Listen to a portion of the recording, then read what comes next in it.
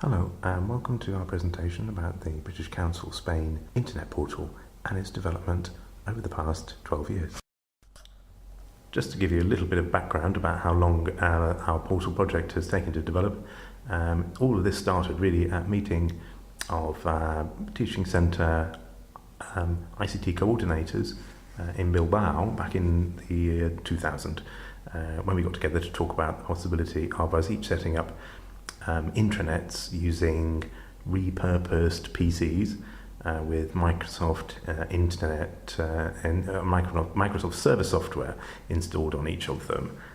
This is a very cheap solution to creating a kind of back office intranet for staff at this stage, so that we could share resources, internet links, teaching resources, that kind of thing. In the case of Madrid Young Learners, we set our intranet up in 2001. There was a simple intranet in Bilbao at that stage already, and that was discontinued in later years, but we started our journey in Madrid Young Learners Centre, British Council Madrid, in 2001, and British Council Adult Centre joined us in 2003. At this stage, it was a very simple sort of affair, with in our centre, with me building simple web pages using my Macromedia Dreamweaver to build HTML pages with static content and linking them up. So we had in web links, resources, that kind of thing that were of interest to teachers at this stage. So we were serving teachers in back office. And so we went on developing more and more content, and we developed a front office version for students with some relatively simple dynamic content such as hot potatoes, quizzes, interactive pages, and that kind of thing. In 2005, we took the plunge and hired a third-party company to migrate our service to the web, so that students would be able to access our content from home, and teachers will be able to book resources remotely. And this was of interest to us because teachers have lots of different timetables over a 6-day week, and they work at satellite centres, not just in the one teaching centre. So it was good for them to be able to access materials, book materials in the main centre when they weren't around, and so on.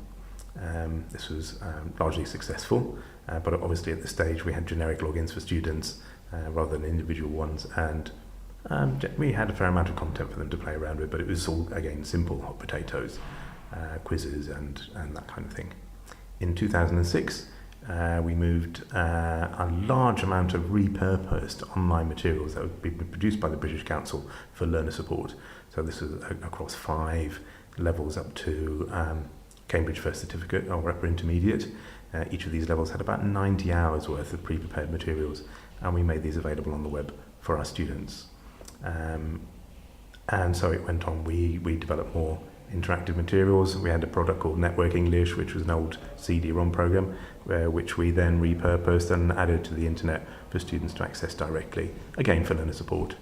In 2009, we decided that it would be good for students to have access to their academic data. So we started to produce online reports that teachers could edit from home, and students could access, and their parents could access from home, because by this stage we'd already developed a simple parental portal as well. So the 3 user types now were students, parents, and teachers. Obviously, as we had academic data available, we had to be very careful about who was able to access it. So the generic logins were replaced by individual logins, and we began to become very serious about making sure that only the right person could access this. So penetration testing and data protection was a big issue from here on in. And in 2010, we decided that it was important for everybody to be able to, in Spain, to be able to access material, and several other centres at this stage had copied what we were doing in Bilbao, Valencia and Barcelona, and we decided that instead of having replicated instances of the portal around Spain, we would move to a common platform, which I'll explain a little bit more about in a minute. This is the homepage of the new version of the portal that when we decided on a common platform for everybody, this is what it looked like. Talking quickly a little bit about what we mentioned before, you can say that these centres 1, 2, 3 and 4 were in fact Madrid Young Learners, Madrid Adults, Barcelona, Valencia, etc. And they were all separate instances of exactly the same portal being reproduced on different servers for people in different parts of Spain. We realised it would be much more cost effective if all centres could share in the cost of developing a portal, so we developed a common platform for all centres across Spain, so that we could develop slightly different products for adults and young learners and so on, with different plugins, as we called them at that stage.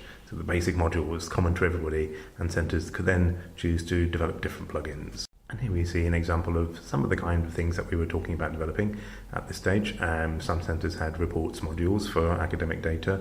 Other centres decided that they would be more interested in developing homework modules and assessment modules, and so on and so forth. After a while, it became clear that not only should we have a common platform for our gated community, if you like, our intranet portal for all British Council centres in Spain, we also thought it would be a very good idea to integrate it with our web offering. So what you can see here is the landing page for all the portals, and if you look in the top right hand corner, you can see a button which says Access to British Council Spain. By clicking that, it would take you to the Spain web page, which everybody can access, and on the web page is a button to take you to the portal. So it was all nicely integrated from that point.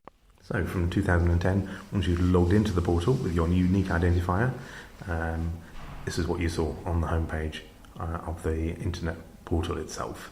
You can see on the right hand side a number of plugins or apps, as we now call them. The portal in this version was pretty much content driven, so there was lots of interactive materials, and the idea was to develop a bank of shared content for teachers and students across Spain between the different centres. So individuals could save their own content, and then administrators could then share content across the portals. So here, logging in as a parent, you can see that by clicking on the resources drop-down menu at the top, there is information and forms and so forth that we want to share with parents rather than emailing all of them. Parents log in and download the information that they need. You'll also see in the top right-hand corner that this parent has 2 children registered here, and by clicking on the names of the children, you can access their academic data. There's also a link to the British Council Facebook page for our Young Learners Centre, and some news is on the homepage for you to read. Also, there's events at the bottom of the homepage. In the current version, you can see that there's a messaging application where you can receive and send emails. Clicking on the links in the drop-down menu will take you to the relevant pages where you can then click on the information that you need and download. The information is available in document form, so as you can see here, these are Word documents. Clicking on them will download the document, and then you can open it or save it as you wish. Here we have an example of a student reports page where you'll see the name of the student, and further down the page you can see their academic reports for the session at the time that this screenshot was taken. Below that, academic data for previous years. So as the student works their way through the school, their academic data builds up and they can see a record of their achievement.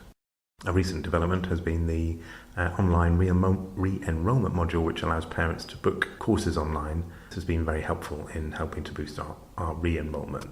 As you can see here, the number of users that we've had has grown exponentially over the past 2 or 3 years. Previous portal had just over 20,000 users across Spain, and we estimated that this would rise to 30,000 with the current portal, but in fact the number of active users is now about 50,000, and the number of total registered users had grown to over 75,000. Which brings us to the latest version of the portal, which we're now developing, and you can see in this PowerPoint slide the idea behind the new portal was slightly different. The previous one was very much content driven, with some interactive content for learners and so forth. We were very keen in the new portal to develop as much interaction as we possibly could, and so the emphasis was on turning it into pretty much a social media type affair with a Facebook style homepage and an activity stream. We're also aware from listening to teachers across the network that a lot of them are using third-party software such as Edmodo, and so we decided rather than having lots of blogs and wikis and Edmodo accounts being set up outside, we'd like to be able to offer this to teachers internally. So an Edmodo style class work application was developed also, We were keen to allow students to develop their own personal learning environment so that they could build tools of their, to help them learn themselves according to their own learning preferences. We wanted to allow students to be able to reflect on their learning, so a learner diary in the form of a simple blog is being incorporated. In order to allow for interaction, we needed to have a place for them to do that. So there'll be in the new version of the portal, there will be groups for them to interact on, and we also want students to be able to build up a portfolio of their work throughout the years that they're with us. So good examples of their work that they can take with them when they leave us. This is a screenshot of a student account on the new portal. You can see that the students personalised their cover photo and profile image as they would on Facebook or any other similar social networking site. And you can see the menu across there where there are a range of different things for them to do. The student can switch from a wall view, which contains information and postings from groups and the centre news service, the other people in their class and so forth, or communications from their teacher, to a class view, which will just be things that are pertinent to their class. So it might be the homework they've got to do or tasks the teacher has set. And there's also a calendar view for them to see what their schedule is, if they've got homework outstanding, if there's stuff that they can look at before they come to the next lesson, etc. As we mentioned before, we're keen for students to interact as much as possible on our portal, so we've developed groups for students to interact with. So these groups can be a variety of different things. As you can see here, the groups might be for their age groups, so all junior classes will be able to interact if they're made members of that group. By default, you can see at the bottom there that each student will be made a member of their class group, so that the teacher can post stuff for them to look at. And there'll be a default centre group so that we can send information to all students about events and so forth. Each student has the ability to build a selection of personalised learning tools so that they can reflect their own learning style by using third-party tools from the internet. As you can see here, this student has added 3 tools, a word collocation tool, a dictionary and a translation tool. But the tools could be anything that the student wants or finds useful. We had a messaging tool on the previous portal, and the new portal will have a simple Gmail or Hotmail type email application so that they can send messages to their teacher, or the teacher can contact them or their parents. As we mentioned earlier, the portal is still in development, but we do intend to allow students to reflect on their performance as part of their self-assessment. So a simple blog, which will probably be called a learner diary, will be available for them to write things about how they see their progress, what areas they need to improve in, etc.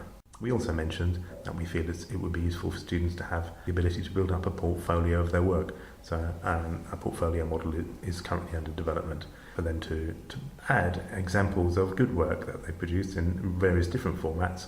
So it may be photographs of work that they've had displayed on the wall of their classroom. It might be written work, or it might be a video or a PowerPoint presentation or whatever. As in the previous portal, we have a range of applications, interactive materials. They will still be there for students to click on and support their learning, so it's learner support modules, etc. Okay, so that was a quick roundup of the new developments that we're very excited about here at Madrid Young Learners, British Council, Spain. The portal, as you can see, has gone through a number of iterations over the years, starting off with something which was very simple, HTML static pages with links to resources and some interactive content. And we're moving very much in the direction of encouraging students to interact, being in a position to schedule work for them, being able to flip the classroom to a certain extent, but certainly encouraging them to interact and communicate with each other and collaborate. As for the future, well, as we can see in this last slide, the future is indeed mobile, and we'll be looking very carefully at how we can port a lot of the developments that we've been looking at today to mobile devices. This is something that parents have expressed an interest in, and I think it's something that we'll be working on urgently in the near future. Thank you very much for listening. Goodbye.